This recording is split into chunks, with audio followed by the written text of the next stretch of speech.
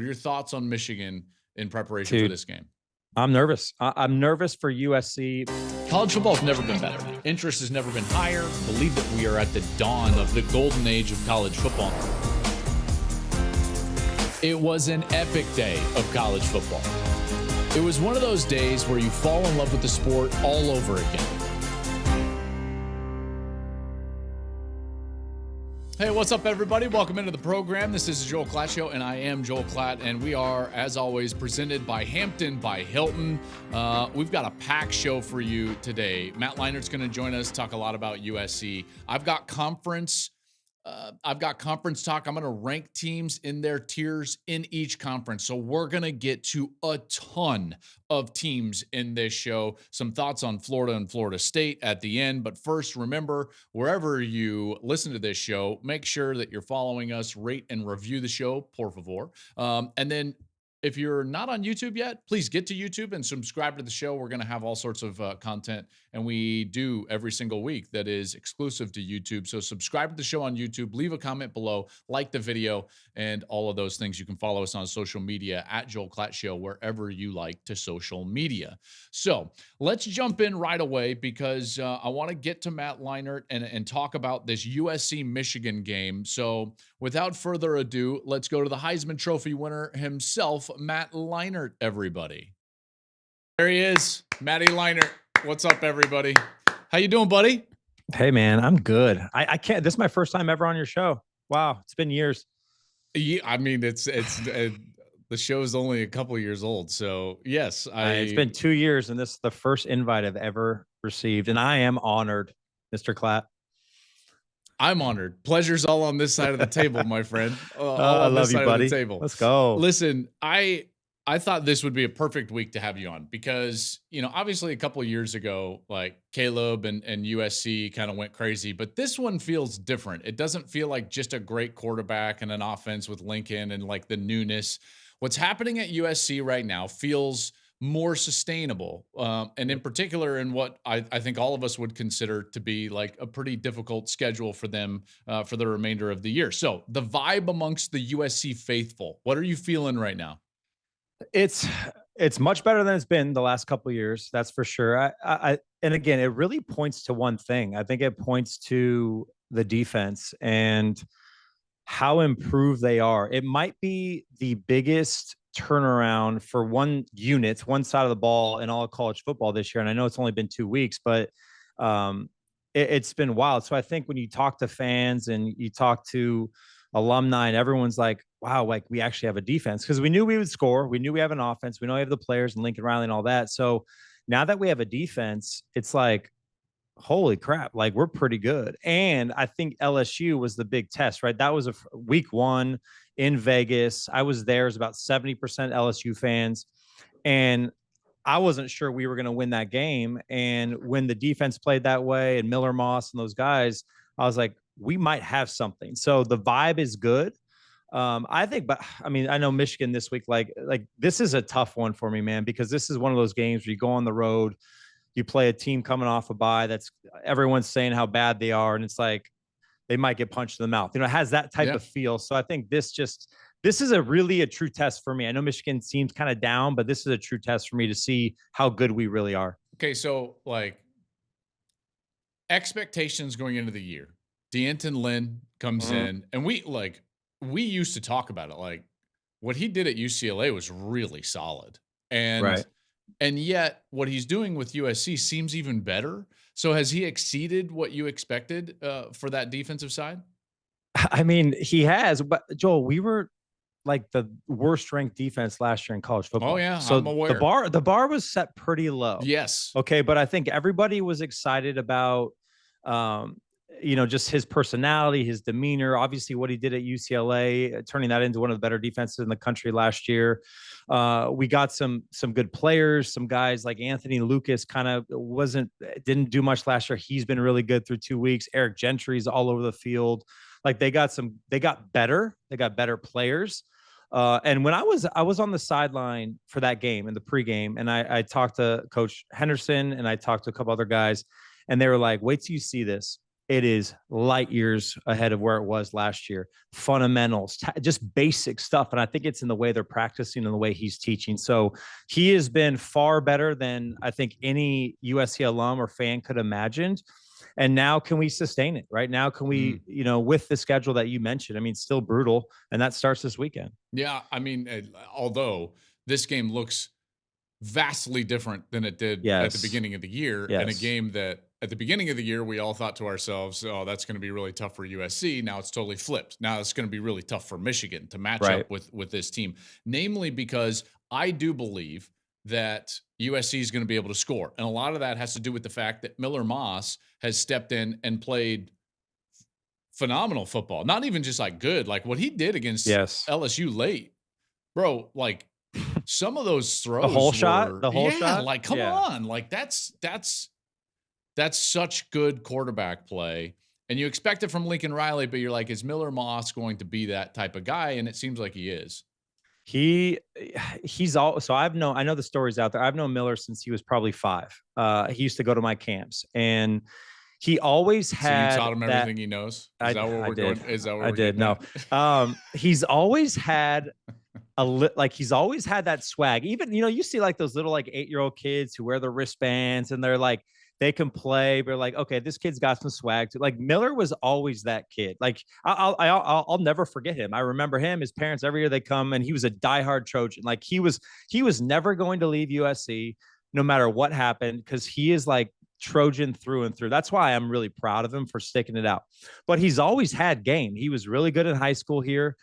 He was a fairly big time recruit, and he's just kind of waited his turn. And as you said, you turn on the tape, and some of those throws against LSU in that environment, and that's top notch quarterback play. Couple throws even last game against Utah State. I know they beat him pretty handily, but he's making throws that not just a game manager would make. Like he's putting it into windows that are really tight. He's getting them in the right plays. And, you were there. We were there with Lincoln this summer at Paternet at our retreat. And I asked him, Lincoln basically said, like, it's going to be easier for him to call games in a sense, because they can get in a rhythm. They can get in a flow, because with Caleb, who was sensational, you just didn't know what you're going to get with sometimes when he was running around making plays. With Miller, exactly the checks, where he's probably going to go with the football. And you're seeing that so far with the run game, with the pass game, and also Joel too, like the thing, like I was saying, like Zachariah Branch hasn't really been a factor in the first 2 games. I mean, Kyron Hudson was the hero in week 1, right? Their running back has been outstanding. Lake McCree's our leading receiver through 2 games, a tight end. Jacoby Lane and all of these guys. And Zachariah Branch is probably the best player on the team, yet he hasn't been a factor. So I think it just goes to show the job Miller's done in running this offense at an elite level, like a lot of the quarterbacks have done for Lincoln Riley. Okay, Michigan. They're going to start Alex Orji. I talked about it on my Monday podcast, which unfortunately I had recorded on Sunday before the news. And I said on that show, Matt, I was like, you got to choose somebody and you got to move forward. And it's probably not Davis Warren. That's ending up what the case is now. So Alex Orji is going to be the starting quarterback for Michigan as they take on USC. What are your thoughts on Michigan in preparation for this game? I'm nervous. I'm nervous for USC because remember you were there last year. What did Michigan run, like 30 run plays in a row, or what was the number? I think it was 32. 32 run plays in a row. I know this team is different. I get that. They lost the offensive line, but you have a quarterback like Orji, who is just an absolute man-child at quarterback, and his strength is running the football. And you have a USC defense that's been good. Do they have the depth? Can they play with physicality for 4 quarters? We'll see. They did against LSU, but we'll see. And then you combine that with those 2 running backs Michigan has. If Michigan gets to a lead, a fairly comfortable, I just worry you might see something like that where USC can't get off the field because they're just running the ball down. I don't know. I know this Michigan team is different. The offensive line hasn't been what it's been in the past, but look, as you said, they had to go with somebody. Alex Orji, obviously more dynamic of a player. Davis Warren was struggling throwing the football with turnovers in the first couple of games. So we'll see. I mean, we'll see. I think it comes down to that. And also, like, going back to Miller Moss, like against aggressive defense that Michigan plays, not turning the football over, handling that atmosphere, that's going to be huge. Yeah. Do you have a prediction? What do you think? Uh, I think it's going to be low. I don't know the number. I think it's going to be a little lower scoring. Oh, you Maybe do? I do. I Interesting. do. I think it's going to be 28 17, 28-21 USC. They There we cover. go. He's taking the Trojans. There he is. There he is. Hey, by the way, everybody listening to this show, go check out Matt's new podcast. It's called Throwbacks with Jerry Ferrara, Turtle from Entourage. You guys Yes. know him. You love him. You guys do an awesome job. It's very fun. Give us a quick snippet. It's obviously some sports and a lot of entertainment as well. It's a lot. It's a lot of sports. It's a lot of just two dads talking ball. I love it. By the way, we're episode 3. We just started. I'm gonna get you on on the first season. Unlike you, I'm gonna get you in maybe one of the first 10 or 15 shows just to show my loyalty for you. And you know what we'll talk about? We'll talk about what it's like to have a ton of kids, coaching youth sports, all the crazy stuff that we go through.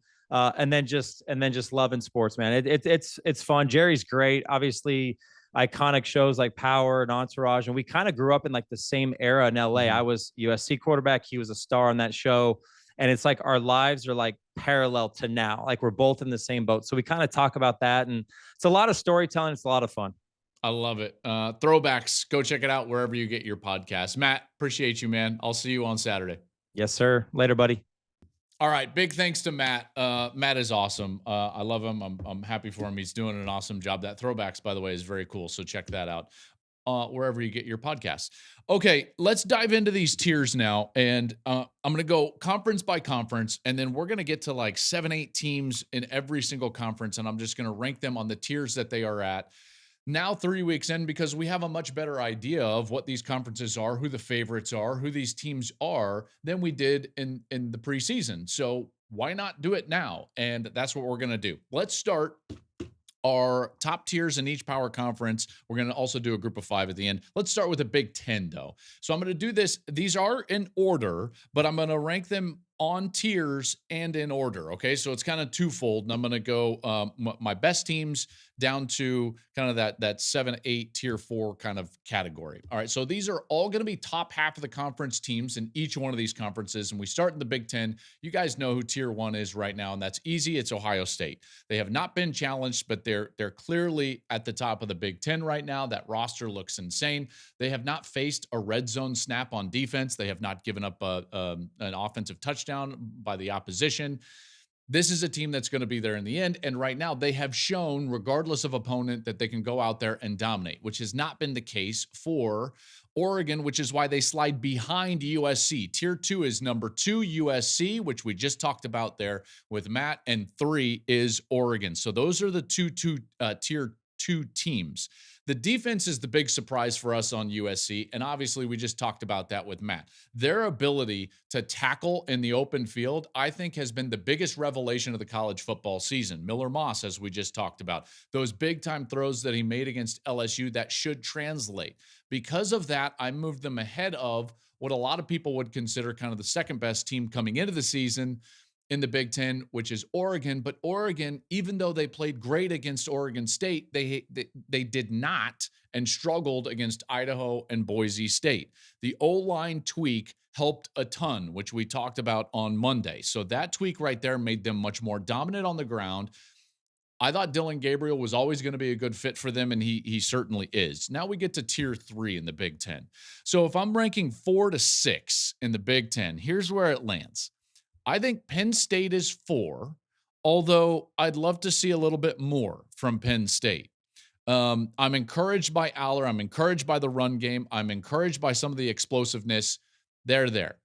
At 5, I've got Nebraska, and they're on the tier 3, and this is the up-and-comer right here. And then after that, I've got Michigan. Yeah, Michigan's fallen all the way back from what would be a clear tier 2 team at the beginning of the season to a clear tier 3 team right now. And to be honest with you, at the back of the tier 3, because of the way that they've played, the quarterback issues that they have. Nebraska doesn't have those issues right now. Nebraska, Dylan Raiola has totally solidified Nebraska. Raiola is a revelation as a true freshman in terms of this season and what they are. And we knew that their team around the quarterback was quite good. I think that was manifested last year And then you needed a quarterback to take care of the football, namely, and Raiola is doing that and then some, being quite a weapon from that position. And then Michigan, they're going to hang on in the tier 3. I think they're 6th in the Big Ten right now, but reserve right to change this because they're going to start over right now with a new quarterback, as we just discussed with Matt. Alex Orji jumps in. I actually think that this is a good way to go for Michigan. Michigan needs to run the football. They need to have a time of possession advantage. They need to have a snap advantage, and they need to get that toughness and that physical identity back in their team, which I think Alex Orji fits. Now, is he going to be great throwing the football? Maybe not, but Orji is the guy that I think can lead them to their ceiling this year, in the Big Ten in particular. I'm really interested to see that game this week against USC. I can't wait to watch that film and see what they actually are. Okay, now tier 4, and this is where it gets interesting because there's a lot of teams that I thought about right here. I'm going to go 7 Iowa and 8 Illinois. Both of these, see, like Iowa, I get it. They lost to Iowa State, but I know what I'm getting from Iowa. That was still a close game. I like Iowa State, which you'll see in the Big 12 rankings, and I know what I'm getting. Illinois, meanwhile, is a team that has surprised a lot of people. They handled Kansas earlier in the year, although that Kansas win doesn't look quite as good after UNLV beat Kansas, but it's still a quality win. Now, Illinois and Nebraska play this week, which that should tell you everything that you need to know about kind of tier 3 or 4. Illinois could go up to tier 3, or Nebraska could kind of announce themselves potentially as a threat to pass Penn State and get on that tier 2. I would just say, I would be remiss if I didn't say I strongly considered Indiana right here at number 8. They just beat UCLA by 29. They're averaging 50 points per game. Curtis Rourke, their quarterback, former MAC Play of the Year, he's been really good. Indiana and Nebraska could be facing each other, by the way, as 6-0s later in the year. So that Indiana I wanted to throw out there. And by the way, Rutgers, they've taken care of business. I considered them at that 8 spot. 2 lower opponents, but 30-point wins in both of those. Rutgers and Indiana, I see you. You didn't make that tier 4, but I considered you right there in that 8th spot. All right, let's move on. The SEC. The SEC is the one that I think has changed most dramatically from the preseason, because what we thought was that in the preseason, at least, a lot of us thought that it was just like, okay, Ohio State and Georgia, then Texas and Oregon, and then everybody else. Now, I think it's clearly, Texas is the favorite in the SEC. So tier 1 starts with Texas. They're number 1. Number 2 is Georgia. And that's a change up from what the preseason was. And that's a massive change up, because at the top, I think with Texas, their depth, their quality of quarterback play, regardless of who's playing quarterback, is going to pay huge dividends. Their offensive line is incredibly experienced. Their secondary looks to be fixed. I really like the Makuba kid from Clemson. I think that addition was fantastic. I love what they did in the transfer portal at wide receiver. So to me, like, even with the CJ Baxter injury in the run game, I love Texas right now. I'm kind of all in. I put them at number 1. The AP has put them at number 1, and I think they're the new team to beat in the SEC. Georgia, meanwhile, they play sluggish against Kentucky, and maybe you can explain that away, but now you're starting to see the injury bug hit. So Carson Beck has an AC joint sprain in his non-throwing shoulder. I don't think that this is going to be a big deal. I dealt with AC joint sprains in both my throwing and non-throwing shoulder. My throwing shoulder, it was much worse. I had to sit for a couple of weeks. Non-throwing shoulder, I'll be real honest, it's just whether he can deal with pain or not. So we're going to see about the toughness of Carson Beck, because it's really not a big deal, at least with the stuff they were giving me back then. Maybe they don't give the good stuff to these guys anymore. Tate Rutledge, by the way, he's their guard, probably the best guard in the country. He's out 6 to 8 weeks.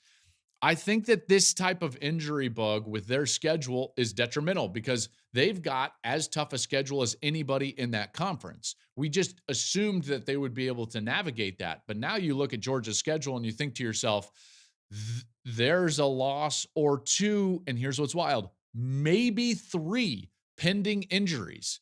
I know that sounds wild, but I don't think that that's totally out of the question. Their defense does remain dominant. They have not given up a touchdown so far this season. At number 3, here's another change up. Now, I put them on the tier 2, but number 3, I think Tennessee is the third best team in the SEC. I get it that they haven't played anybody, but I've got them just one spot ahead of Alabama, and that's my tier 2. Tennessee and Alabama on tier 2 in the SEC. Nico is the real deal at quarterback.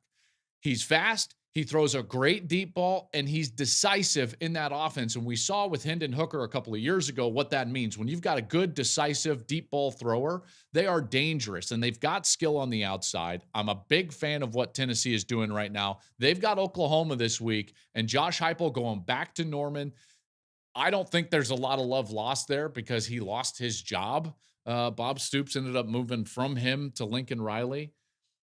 I like Tennessee this week. I like Tennessee in general in the SEC. The defense is better than they were a couple of years ago. They can run the football. It's not just a quarterback-oriented, throw it down the field offense. They're more balanced than they were even a couple of years ago. I'm bullish on Tennessee. I'm very bullish on Tennessee. Bama at number 4, and I just saw them. And you could be thinking, you're like, well, did you not like what you saw? No, I loved what I saw. I think Bama is still excellent in tier 2. I really do. But there are some question marks. Okay. Bama's offense, not a lot of question marks. Explosive, great athletes. I do like their offensive line, specifically once they got that offensive line back into what I would call their intended starting lineup. They get Proctor out there, they get Pritchett out there at the tackles, and I thought they were pretty dominant. They can run the football. They can throw the football, in particular down the field. I do have questions about their defense. Some people are saying like, oh, this defense is going to be great. There are things there on the film. I'm just telling you, if that secondary doesn't get better, they will get hit by big plays when they face a really quality passing game like Missouri or Tennessee or even Georgia. So that's what I would worry about Bama, and that's why I've got them one spot behind Tennessee. Let's go to tier 3 in the SEC, and candidly, I'm going to go at 5 with Ole Miss, and then I'm going to go at 6 with Mizzou, and Missouri is going to be 6. Now, Ole Miss has done nothing but impress. Granted, they haven't played very tough a competition. I believe in Lane Kiffin. I like Jackson Dart. It's still a wait and see, but they've got a lot of talent, and I think that they've got the quarterback to really make some waves. Mizzou, here's the point I would make about Missouri, and I think last week encapsulated this actually perfectly.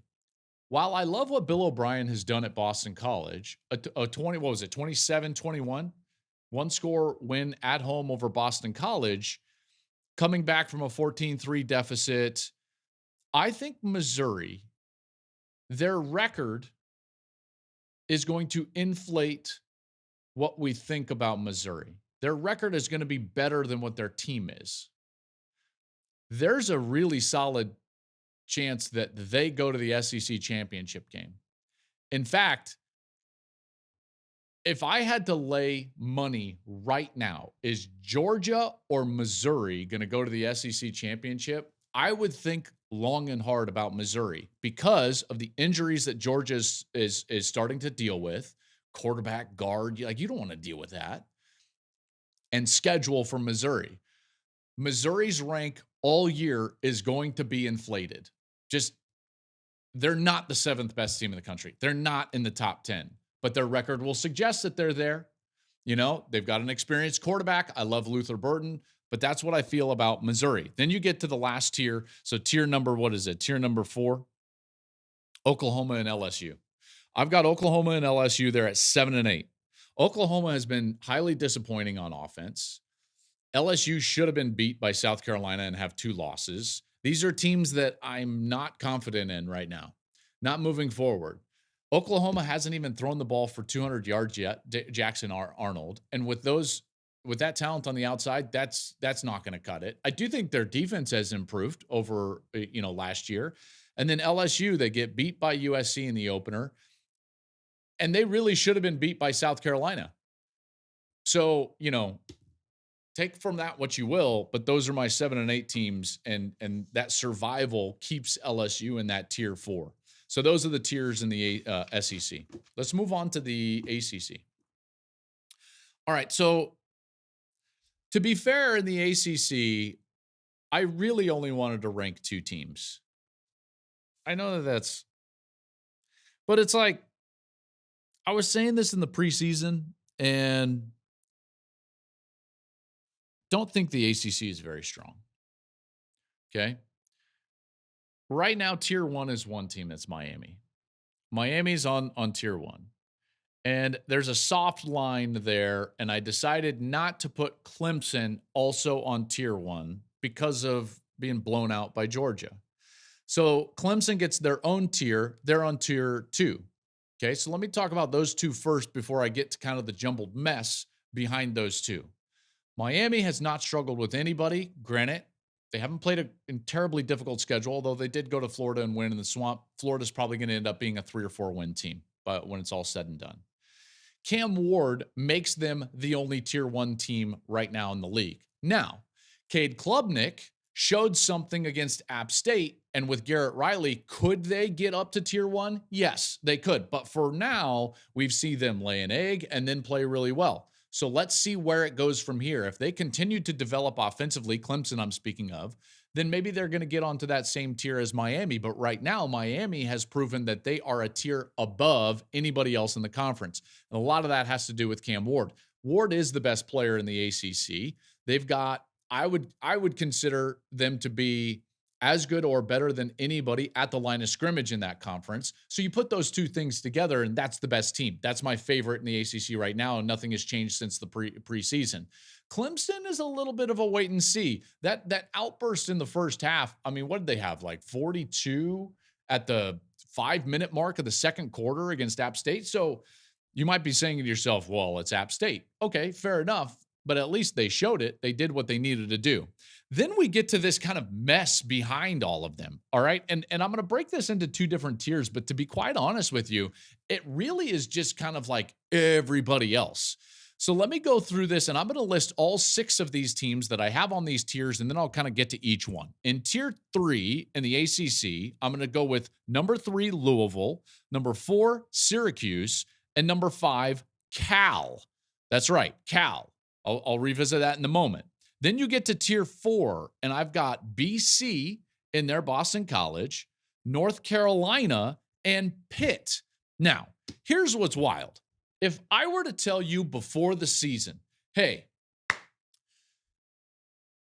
3 weeks in, I'm going to do basically a power poll of the ACC, and my 5, 6, 7, and 8 ranked teams in the ACC is going to be Cal, Boston College, North Carolina, and Pitt. You'd be like, what? Where's Florida State? Well, Florida State is careening towards a 4-win season at best. At best. They could be not even just in the bottom half, but at the bottom of the entire conference, which is crazy. So now you go to this tier 3, and Louisville has shown something. I think Braum is a really good coach. He did a great job at Purdue. I saw him last year in the bowl game against USC, and I liked what they were doing. Tyler Shuck is playing well for them. So Louisville gets that nod at the 3rd spot in the conference. Then Syracuse gets the next nod in tier 3. Kyle McCord and Fran Brown have done a remarkable job. And to be fair, I had some people, including my nephew Josh Prince, who's on our crew. They're like big Syracuse fans. And they've been telling me since the offseason, like, hey, watch out for Fran Brown. Watch out for Kyle McCord. And I was like, yeah. Relax. The thing I love about Syracuse is their schedule. I was a wait and see in terms of the personnel and how they would actually play. But guess what? Kyle McCord has played really well. Really well. In fact, if you were making like a 10-person list for the Heisman Trophy, Kyle McCord would likely be on it the way that he's played. So Syracuse gets the 4 spot, and then 5 is Cal. Where did this come from? Think about this, folks. Justin Wilcox goes to Auburn and wins with Cal.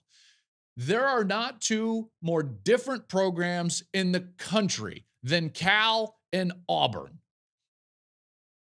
It just, like, it doesn't even compute. Cal, the people at Cal Berkeley couldn't care less if they had football or not. So what Justin Wilcox does to succeed there is exceptional. Meanwhile, Auburn spares no expense. They go and they hire whoever they want to hire. It means everything to them. It means everything to them at Auburn. And Cal went to Auburn and won. Justin Wilcox is a really good football coach. They're number 5. That's a big win, and it gets them in that tier number 3. Then you've got Boston College, leads that tier 4. They had Missouri 14-3. They let them come back. It's a one-possession loss against Missouri on the road, which at least based on the AP is a top 10 team. I think Missouri's more like a top 15 team, but that gets Boston College into tier 4. UNC, I know that they're struggling with the quarterback issue after they lost him in that opener against Minnesota, but Omarion Hampton can run it now. Omarion Hampton is a really good player for the Tar Heels. And then 8 is Pitt. Great win in the backyard brawl last weekend. Eli Holstein, he's played really well for them at quarterback. So Pitt gets the win over West Virginia, and they get into that 4th tier of the ACC. But man, the ACC is just wild. I'm ranking teams. Steve and I are ranking teams, and we get to 5, and I say, Cal? And we both start laughing, and then we immediately say, yep, that's exactly right. That's exactly right. All right, the Big 12. Let's get to the Big 12. I just want, before the year, if you remember, the Big 12, our entire takeaway was like, hey, this is going to be the deepest league, at least at the top, maybe in the country. 6, 7, 8, 9 teams can potentially win the conference. I don't necessarily believe that is the case anymore, and you're going to see that reflected in some of these tiers. Okay, so let's go with tier number 1, and there are 3 teams on this tier number 1. I'm going to start with, at number 1, Kansas State. Number 2 is going to be Oklahoma State, and number 3 is going to be Utah. So that's my tier 1 in the Big 12. Kansas State has a great run game, and Avery Johnson has looked like a superstar at quarterback. So I love what I'm seeing from Kansas State, specifically the beatdown over Arizona last Friday night. That was incredibly impressive. By the way, the debut of Fox Friday Night College Football, which was awesome, almost 3 million viewers. That's going to be really good for the Big 12 moving forward. Number 2, I've got Oklahoma State, and I know that the run game has been slow so far. Bowman is playing well. I just believe in Mike Gundy. I believe in their experience more so. Remember, they had 18 starters back, and we're going to see all of this play out here in the next couple of weeks because all of these teams kind of play each other. And then at 3, I've got Utah. And the only reason I don't have Utah higher than number 3 in tier number 1 is because of Cam Rising's injuries. He's got 7 passing touchdowns in 6 quarters, and they were throttling Baylor, and then he leaves, and then they kind of struggled. So this ranking's all about Cam Rising's finger injury on his throwing hand. I don't love it. I don't love it. If he's healthy, they're probably number 1. He's not healthy, they're number 3. Still in tier 1, but number 3. Then we get to tier number 2 in the Big 12. And I'm thinking about this, and you start debating some of these teams, and you think about the preseason, and you think to yourself, well, I really liked Arizona, but gross. They just got hammered.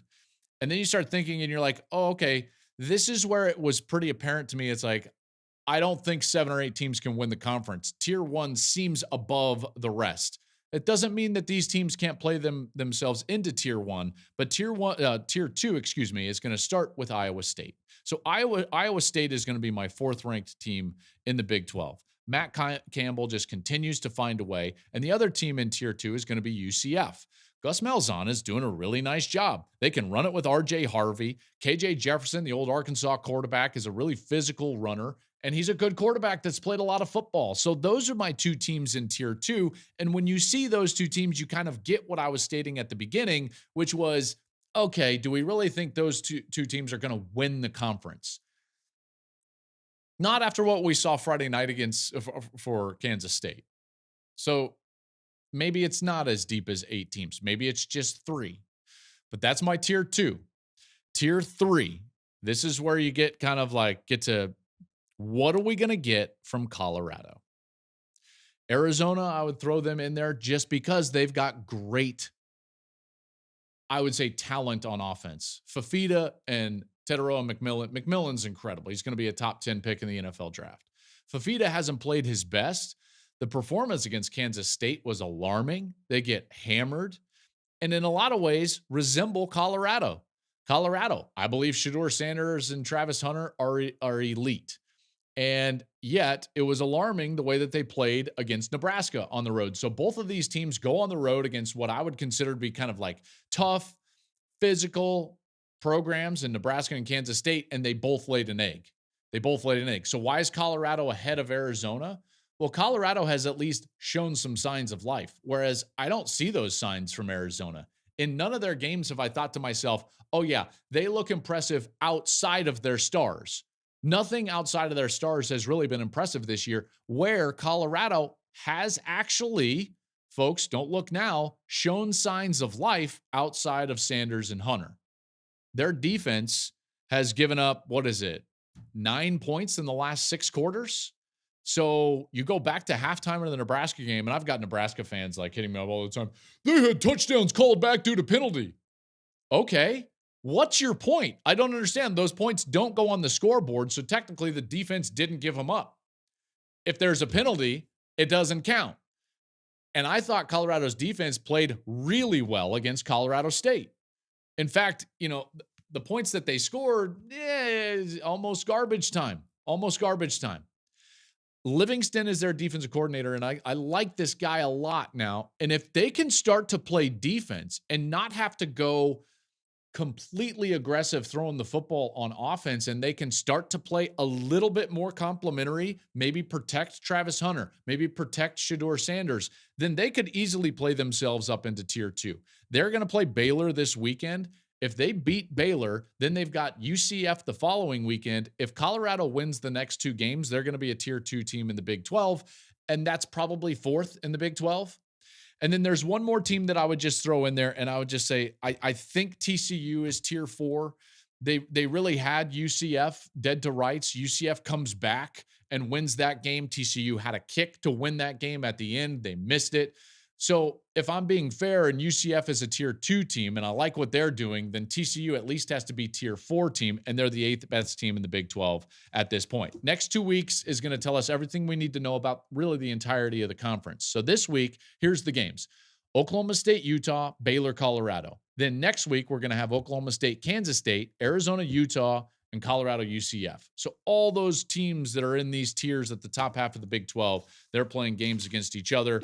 And we should know with some level of clarity what's going on in the Big 12. Or flip side of that coin, it might just be a giant mess after the next 2 weeks. All right, let's go into the group of 5 now. Not going to go by conference because really it comes down to who are the best group of 5 teams and who are the teams that could eventually wind up in the college football playoff. If I'm looking at the group of 5 right now, I'm going to go with the best wins and performances so far. So in the group of 5, my number 1 team is Northern Illinois. They go to Notre Dame and get that big win. They're 2-0. Thomas Hammock, their coach, has a good pedigree. Obviously, talking with Melvin Gordon last week and Derek Watt about what he meant to them at Wisconsin when he was their running back coach. He's a good football coach, and that's a huge win for them on the road. And then Notre Dame turned around and hammered Purdue. So Notre Dame wins on the road against A&M, hammers Purdue, and then loses to Northern Illinois. Now, we can chalk it up to they didn't play very well, which, sure, there's some of that. Maybe we should also just suggest that Northern Illinois is really good, which puts them at number 1 in my power rankings of the group of 5. At number 2, I've got Boise State. Now, they almost got a win equal to what Northern Illinois got, or maybe even better when they almost beat Oregon on the road. I think Boise State has the best player in the group of 5 in Ashton Jeanty, the running back. It's just going to be a much harder road for Boise State because the Mountain West is going to be much tougher than what Northern Illinois has to navigate in their conference. So Boise State is number 2. At 3, I like Memphis. So they did take care of Florida State, but playing the way that Boise State played against Oregon, I thought was more impressive than beating what is now a really bad Florida State team. Although I like Memphis. That is a good win on the road. And so now they're in the mix at number 3. At number 4, I've got UNLV. UNLV is a team that I think we need to start paying attention to. They've got 2 road wins, both of them in the Big 12 against Houston and Kansas. And now they've got an opportunity with their schedule in the Mountain West to go out there and make some noise. And then another Mountain West team is number 5, and that's Fresno State. They just beat New Mexico State 48-0, which might not seem like much, but New Mexico just played Liberty close. 6-point game. UNLV and Liberty are comparable in the group of 5. And that's why Fresno gets that nod over Liberty right there. I think that if I'm looking at this and seeing the schedules and knowing what I feel like I know about the committee at the end of the year, and I know people don't love me talking about the playoff, but because of the strength now in the Mountain West with Boise, UNLV, Fresno State, the winner of the Mountain West likely going to be your representative in the 12-team college football playoff. Even though I've got Northern Illinois number 1, they don't have the resume builders looking forward onto their schedule that a Boise State, a UNLV, or a Fresno State does, because their conference just isn't as strong as what the Mountain West is. So that's something that I would be paying attention to out there if you're a group of 5 fan or you're paying attention to who might get that 12th spot in the college football playoff. So there's my group of 5 teams ranked 1 to 5. I've got a comment on what's going on in Florida. Florida and Florida State struggling the way they are is mind-bending to me, because they don't have to do anything to recruit. They can basically open up their back door and get a top 12, 11, 10 recruiting class. It's like Texas. It's a better recruiting base than anybody but Texas and maybe Texas A&M. So I don't understand this. I don't understand how Florida and Florida State can be a combined 0-5 against FBS teams this season. How did this happen? How did this happen? How did we get to this spot with each of these 2 programs? I'm going to take them one at a time. Let's start with Florida State. I think that when you look at last year, and it was a remarkable season, and yes, I think they got screwed not going to the playoff, being an undefeated. But if you really take a look, you'll see that that team was largely built on the transfer portal. A lot of their main contributors were from the transfer portal. Not every single one, but a lot of them. A lot of their main guys were the transfer portal, and they're all gone. And so they needed the transfer portal again to hit to the level it did a year ago, and namely the quarterback. And when it didn't, man, it didn't. I know they spent a lot of money on this, but they missed it. They missed it. They missed the transfer portal. And when you miss, it ain't good. Your floor goes way down because there's nothing to fall back on. I hate to say this, but when you try to build your entire program off of the transfer portal, which they've largely done, again, not completely, but largely done, when it doesn't work, there's nothing to fall back on. Like, what's the foundation there? I think that's the risk. It's just a miss. And now Mike Norvell, who's not going anywhere, he's got a $65 million buyout because of the contract that he got off the back of the 13-0 season. So now he's going to be charged with fixing it. I think that he's learning a valuable lesson, and it might take them a couple of years, but I do think that they're going to pull out of this. And the reason is because you look around and you start to realize, like, okay, I can't go all in on the transfer portal like I did and put all my chips in that basket. I've got to also build through recruiting because it's got to be supplemental.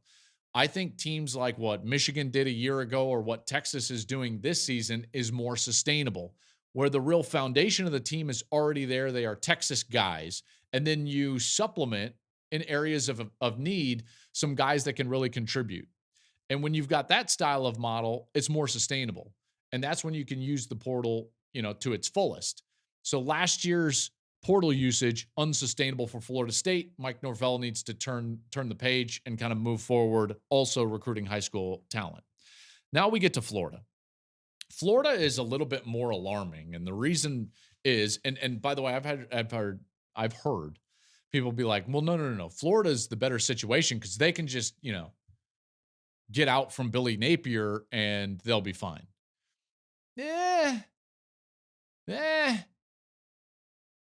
Said that about the last few coaches. So, okay, their buyout might be lower than the $65 million that Florida State would owe Mike Norvell, but it's not low. It's lower, not low. We're talking mid-20s in terms of millions of dollars. We've got programs that are worried about the $22 million revenue share that they're going to give their players in upcoming years. And you think that we can just write checks for $25 million? That's incredibly difficult to do. That taps into resources that should be used for things like player support, NIL.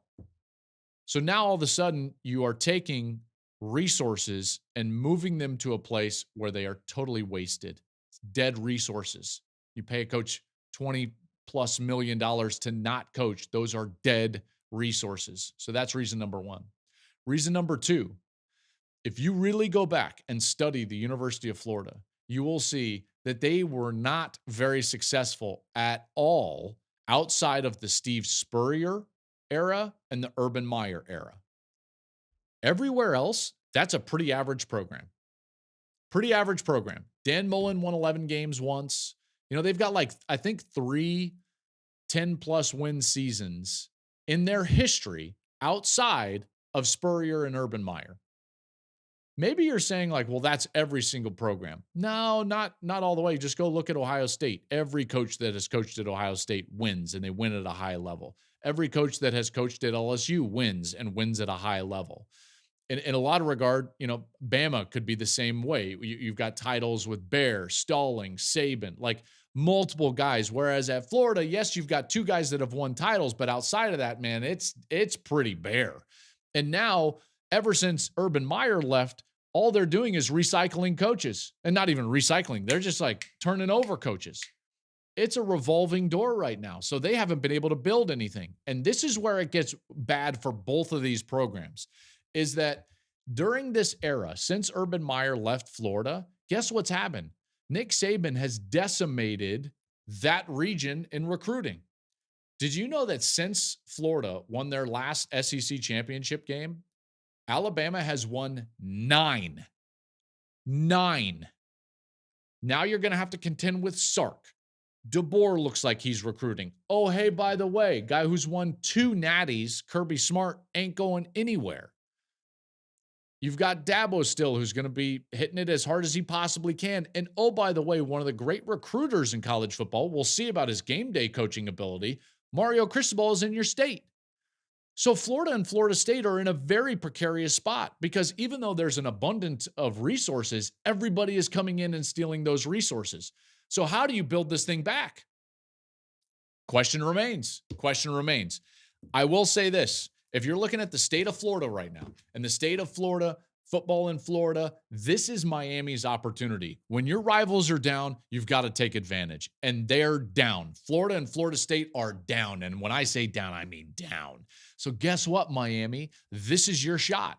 I think that you're one of the best teams in the country. I put them in the top 5 in the country. I think Cam Ward could be in New York for the Heisman Trophy. I think they could win the SEC and get a ACC and get a top 4 seed in the college football playoffs. You win one playoff game at Miami and the U is all of a sudden back. And guess what? All of those kids in Florida are going to want to go down to South Florida and play at Miami because they've got more tradition. Maybe not than Florida State, but certainly than Florida. So, this is Miami's opportunity right now. If you're Mario Cristobal, man, this is strike when the iron is hot. And that's the risk for both Florida and Florida State. These are not easy fixes. I think it's probably an easier fix at Florida State. But for Florida, I don't know, man. I don't know. Urban Meyer ain't walking through that door. Trust me. It's a good life out there for him right now. He's playing golf. He's working with us. He ain't walking through that door. And I don't know who is. I don't know who is that's going to all of a sudden save you. Lane Kiffin's got a top 5 team in the country at Ole Miss. Ole Miss has done nothing but give him resources. Why would he want to go to Florida? Maybe he will. I'm not sure. Maybe he will. That'll do it for today's show. I really loved today's show because we got to talk about so many different teams. Listen, if you're a fan of this show, please subscribe, like the video, leave a comment below. And also, if you know that I talked about a team, mentioned a team that you've got a friend that's a fan of, send the show to them, because I want everyone to get in on this episode in terms of all these teams that we've been talking about here at basically the quarter pole, almost the quarter pole of the college football season.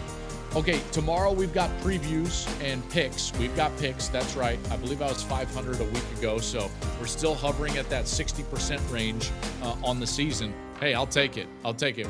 We're giving picks against the spread tomorrow in tomorrow's preview episode. And then we are in Columbus, Ohio, Big Noon kickoff, as well as Big Noon Saturday on Saturday as Ohio State takes on Marshall. So that'll do it for today. We'll talk to you tomorrow, everybody.